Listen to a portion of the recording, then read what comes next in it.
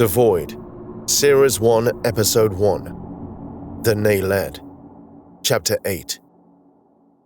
After receiving an update from the surface, Schaefer was content with the progress being made.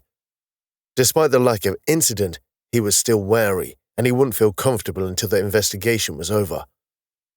"Kane, any progress with the decryption?" "Not yet, Captain," Kane responded with his disembodied voice. Receiving telemetry from his drone body on the surface, the AI was interfering with the network on the surface directly and feeding it to his central intelligence on the ship. "It's a military-grade encryption, so it's going to take time. I've been able to use existing knowledge of the Triskel-era military encryption to break down some of the permutations.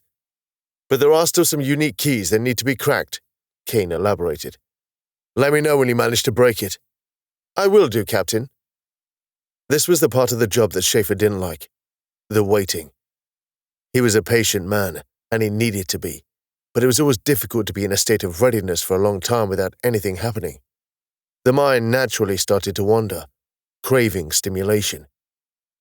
"Look on the bright side, Captain," Denom interrupted. "The level of encryption should be impossible to break. The fact that we can hack it at all is a blessing." "I just don't like delays, Doctor," Schaefer answered. "Time spent waiting is time spent exposed. It's at least giving us some time to perform other analyses. I've been busy doing a subsurface scan of the planet to give us a better idea of the geological makeup of the planet in hope that it might shed some light on what Triskel was doing here." "And have you found anything?" "Nothing that would give us insight, no, but there are a few interesting things about the planet. Firstly, there does appear to be a large amount of biomass in underground caverns. Secondly, these caverns are extensive and stretch through quite a few of the planet's biomes.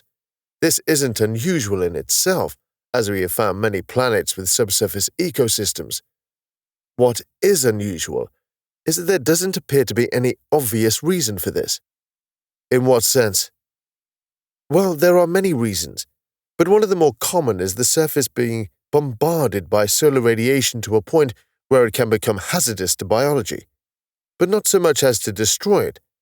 Sierra's star, however, is a stable one, so we can rule that out." "Any idea what the biomass is? Is it anything we need to worry about?" "It's not something we can detect from up here, not with any kind of certainty.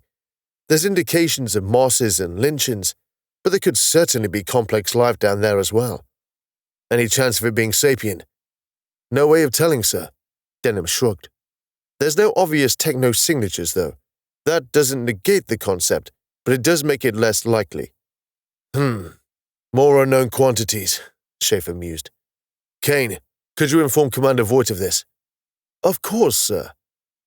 "Anything else you can tell me about the planet, Doctor?" "There appears to be evidence in some sites of drilling operations. We found a few sites where shafts have been bored into the surface. They could have been doing geological surveys or perhaps scouting for mineral reserves." "Nothing active, though?" "No, sir." "Should be daylight again for them soon," Schaefer noted. "Hopefully we'll have a better picture of the situation by then."